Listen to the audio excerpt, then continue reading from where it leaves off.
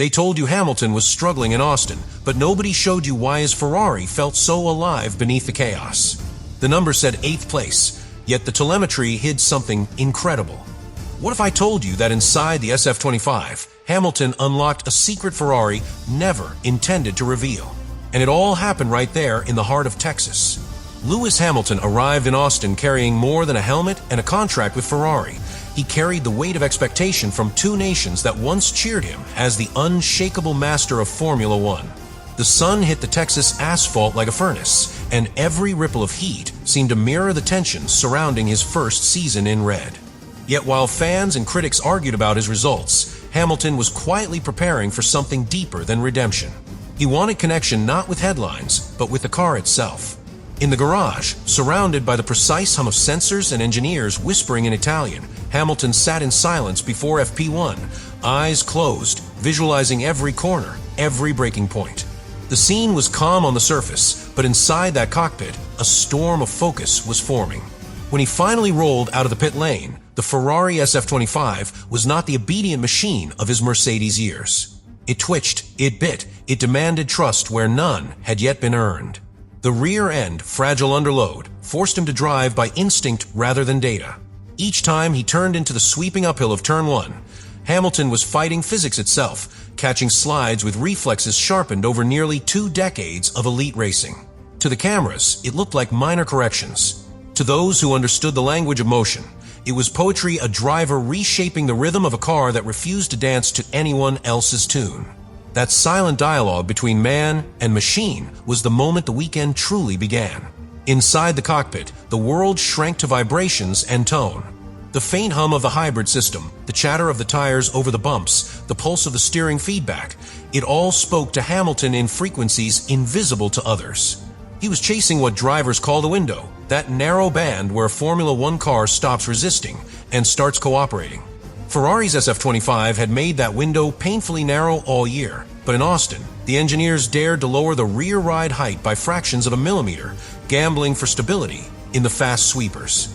It was a small change with enormous consequence. Hamilton felt it immediately.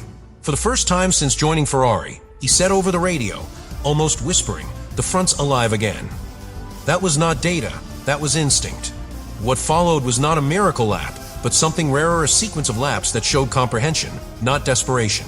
The telemetry would later confirm that his inputs were smoother, his minimum corner speeds higher, his throttle modulation cleaner than at any other sprint weekend of the season. Those numbers mattered, but what truly mattered was the way he found the limit not by aggression, but by patience. It was the old Hamilton resurfacing, the one who could sense grip before it appeared, who could anticipate oversteer before it struck. The car beneath him was still imperfect, but for a brief session, the man inside made it feel whole. The engineers at Maranello could see it in the data, and, for the first time in weeks, they smiled. To the outside world, the scoreboard told a different story. 8th place in qualifying, almost a second behind Verstappen, another headline ready to be twisted into disappointment. But inside the paddock, among those who understand what precision feels like, there was quiet admiration. They saw how Hamilton extracted stability where none existed, how he used micro-movements of his wrists to keep the car balanced through the S-curves.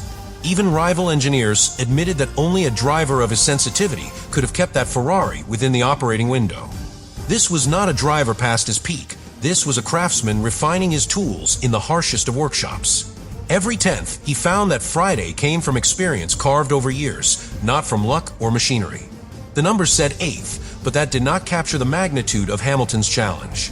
The Ferrari SF25 was a car trapped in a paradox too stiff when it needed compliance, too soft when it demanded rigidity.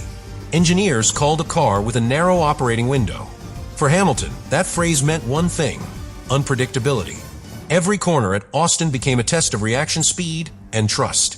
He could not lean on the front tires with the confidence of his Mercedes days because the car's aerodynamic balance shifted with every gust of wind.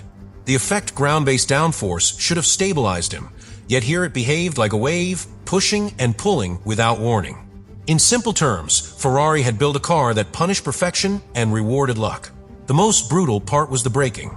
The Brembo system on the SF25 delivered inconsistent feedback all season. Sometimes the bite came early, sometimes it vanished entirely. Hamilton described it best: a lottery. For a driver who built his career on precision, that randomness was torture. In Austin's heavy braking zones, turn 12 above, all the difference between control and chaos came down to how the pedal felt that second.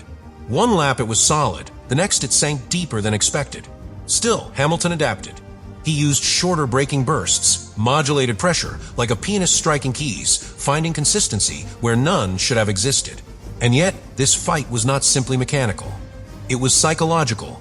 Hamilton understood that the car cannot be transformed overnight.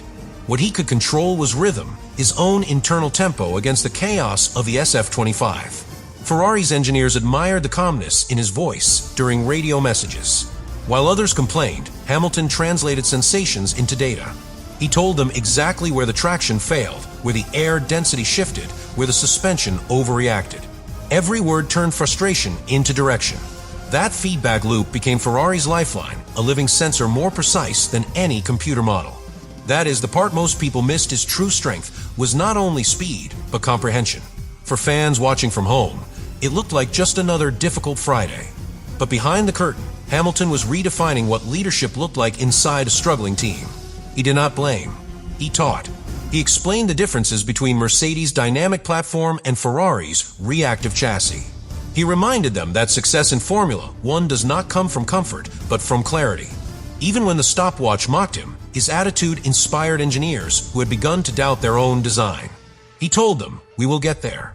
Maybe not today, but we will." In a world addicted to instant results, those words carried a gravity that reminded Ferrari of why they had signed him. The secret inside Lewis Hamilton's Ferrari during the United States Grand Prix weekend was not horsepower or aerodynamics, it was geometry.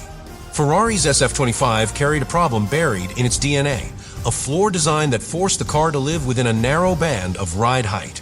Too low, and it scraped the track, risking disqualification for skid block wear. Too high, and it lost aerodynamic pressure, bleeding time through every high-speed turn. That balance was almost impossible to maintain in Austin, a circuit that combines violent elevation changes with complex corner sequences. While other teams could exploit more forgiving platforms, Ferrari's engineers fought millimeters. Hamilton understood this instantly. When he asked for a specific rear ride height adjustment on Friday night, he was not guessing. He was calculating, trying to bring the floor back into that microscopic zone where grip meets legality. Ferrari's telemetry confirmed that the change worked briefly. In Sector 1, the car finally carried consistent load through the fast S-curves. But that gain came at a cost. By Sector 3, the long straight punished the Ferrari's drag-heavy setup, cutting top speed and increasing tire degradation. Still, Hamilton did not ask to reverse the changes. He knew that stability in the fast corners would pay dividends entire life during the sprint. His understanding of long-run trade-offs, built over years of battles in every type of machinery, gave Ferrari engineers a new lens. They began to model his instinct mathematically, translating his comments into simulation code. What looked like improvisation on track was, in fact, structured engineering feedback disguised as driving. Inside the cockpit, Hamilton was managing airflow with his own hands. His steering inputs were deliberately smoother, avoiding micro-oscillations that could disturb the delicate underfloor balance. Through the high-speed turn 6, he held the wheels steady for a fraction longer than Leclerc, stabilizing the pressure field under the plank. These details would never appear on television, but they defined the weekend. Ferrari's performance engineers later admitted that Hamilton's technique extended tire life by nearly one lap compared to projections, a significant gain in sprint format. It was the art of adaptation at the highest level, a driver engineering the car in real time without ever touching a computer. Then came the braking system. The Brembo inconsistencies that haunted the SF-25 required not only courage, but method. Hamilton adapted his braking style, switching from his traditional long-trail technique to a shorter, sharper approach. The aim was to reduce exposure to temperature variation in the discs. Most drivers would have panicked under that unpredictability. Hamilton turned it into rhythm. He even modified his left foot cadence between corners to synchronize cooling cycles. That control transformed what the engineers called a structural weakness into a manageable variable. It was no longer a car that controlled him. It was a car he could predict. What defined Hamilton's weekend in Austin was not raw speed, but an engineering performance hidden in plain sight.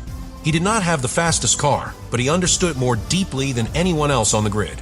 When he finished 8th, He knew he had outperformed the machine, not fallen short of it.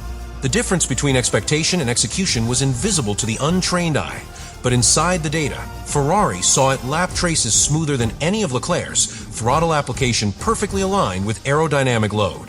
Hamilton was not only driving, he was diagnosing, healing, and learning all at once.